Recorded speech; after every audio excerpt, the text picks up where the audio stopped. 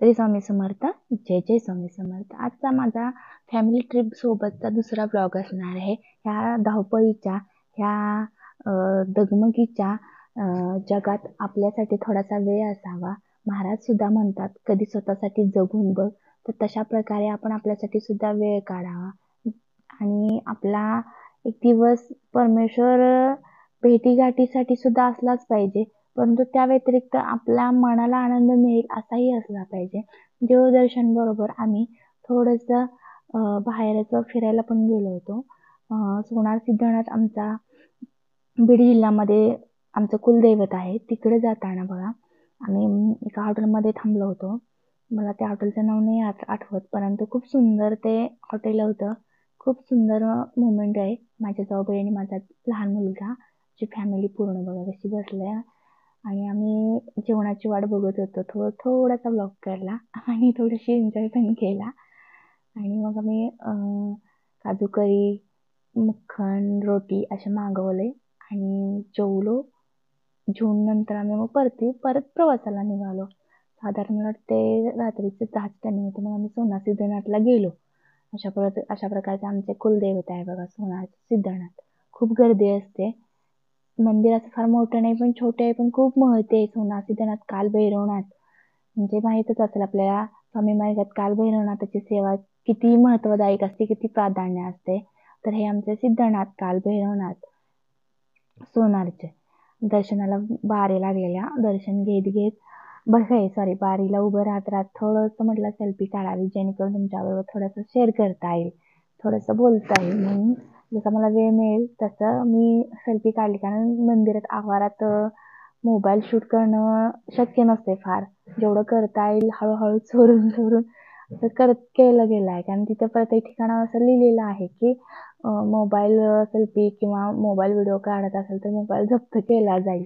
म्हणून जसा थोडासा चान्स मिळेल तसा मी थोडं काढून घेतले. कारण म्हटलं नंतर तुमच्याबरोबर शेअर करता. त्यानंतर आम्ही नलदुर्ग हा किल्ला पाहायला गेलो. प्रचंड म्हणजे पाहण्यासारखा आहे. तिकीट म्हणजे फक्त 20 रुपये बघा. पण खूप मोठं आणि खूप प्रसन्नदायी वातावरण इतकं सुंदर आहे ना की तुम्ही फक्त एवढ्यासाठी ट्रिप काढलीसा तरी काय हरकत नाही. कारण खूप म्हणजे खूप खूप कमी खर्चात आणि मनमुराद आनंद घेता येईल तसा हा किल्ला आहे. एवढा मोठा आहे ना की किती फिरावं असं वाटतं. शांतमय वातावरण, खूप सुंदर की जगापासून एक टेन्शन पासून मुक्त होण्यासाठी खरंच आपण इथं अशा ठिकाणचं क्षेत्र निवडलं पाहिजे की जेणेकरून आपल्या मनाला सुद्धा आनंद वाटेल आणि संसाराच्या ह्याच्यातून सुद्धा आपल्याला थोडंसं हलकं वाटेल. मग आपण आपला असा थोडासा मनमुराद एन्जॉय सुद्धा केला बघा. किती सुंदर आहे ना वातावरण. बघण्यासारखं आहे, शूट करण्यासारखं आहे. अगदी पिक्चर फिल्मचं सिरियलचं शूटिंग व्हावं असं सुद्धा हे वातावरण आहे बघा. तिथे आम्ही गाडी लावली होती. खूप सुंदर असं बघण्यासारखं वातावरण आहे. पाहावं, करावं मजा, करावी अशी आपल्यासाठी वेळ काढावा थोडाफार. हे थोडंसं करामत केलं म्हणजे लहान मुलानं म्हणजे मी जाता येता असं सेल्फी वगैरे किंवा थोडंसं व्हिडिओ शूट मध्ये आधी असं करामत केलेल्या आहेत. खूप सुंदर वातावरण असते. खूप मजा असते. फॅमिली बरोबर आपला वेळ तेवढं जे काही आपण घरी बोलू शकत नाही तेवढं एका दिवसात जर आपण फॅमिलीवर बाहेर गेलो ना सगळे शेअर करतो. सगळ्या गोष्टी बोलू शकतो, बोलता येतात. जे पाबंद मनावर येतं ना ते बाहेर गेल्यानंतर मोकळं होतं. म्हणून वर्षातून राहिलं आपण 6 महिन्यातून वर्षातून 1-2 दिवस फॅमिलीसाठी वेळ काढून आपल्या संसाराच्या बाहेर, घराच्या बाहेर वेळ काढून गेलं पाहिजे. जेणेकरून आपल्यासाठी सुद्धा जगता आलं पाहिजे आपल्याला. आणि फॅमिली बरोबर जर आपण शेअर करत राहिलो आपल्या काही गोष्टी मनात दबून राहिलेल्या त्या सुद्धा मोकळ्या होतात. आणि जिथं मोकळं होतो ना तर परत आपण दुसऱ्या दिवसापासून नवीन भरारीने, नवीन आकर्षणाने जगायला सुद्धा तयार राहतो. आणि एक शक्ती आपल्यात वेगळीच येते बघा. उत्साह म्हणा, आकर्षित म्हणा, खूप छान येतं. आणि आपण आपला सुद्धा काय म्हणतात जगण्याचा आनंद का नाही ही जपून ठेवला पाहिजे. ज्या गोष्टी ज्या वेळेला आपल्याला जगता आल्या पाहिजेत आणि त्या जगण्याचा प्रयत्न केला पाहिजे. जसं आपल्याला हवं तसं.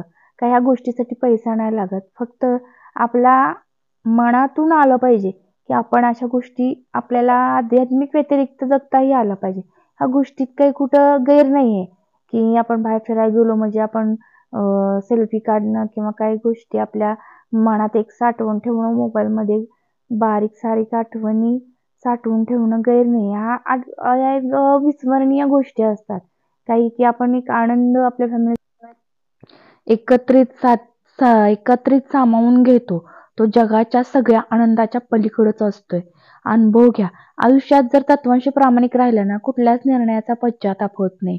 तसंच आपली फॅमिली असते. आपल्या फॅमिलीसोबत आपण जो काही आनंद साजरा करतो, भले तो एक दिवसाचा, एका तासाचा का असेना, पण तो जगाच्या पलीकडेच असतो एक प्रकारचा आनंद. असं फिरून फिरून आम्हाला भूक लागलेली. थोडंसं छोट्या हॉटेलमध्ये आम्ही मिसळ खाल्ली, कारण माझ्या मुलांना खूप आवडते. तर अशा पद्धतीने आम्ही खूप एन्जॉय केला. तुमच्याबरोबर पण शेअर केला, करावंसं वाटला. आतापर्यंत सगळं स्वामी समर्थांचं आध्यात्मिकच सांगत आलेले आहे. इथून पुढे पण सांगत जाईन, पण त्यातून छोटे मोठे असे माझे ब्लॉग पण येतील फॅमिलीसोबत, किंवा वैयक्तिक काय फॅमिली एन्जॉय किंवा माझे लाईफ शेअर करेन तुमच्यासोबत. जर तुम्ही आपल्या चॅनलला सपोर्ट केला, लाईक केलं, शेअर केले, कमेंट केली श्री स्वामी समर्थाशी, तर निश्चितच आपले असे व्हिडिओसुद्धा येतील. आणि जर तुम्हाला असे व्हिडिओ जर आवडत असतील किंवा हवे असतील, तर तुम्ही निश्चितच कमेंट करून सांगा की ताई तुमचे व्हिडिओ असे सुद्धा आले पाहिजेत, पर्सनल फॅमिली सोबतचे. निश्चितच असे शेअर करेन. श्री स्वामी समर्थ. जय जय स्वामी समर्थ.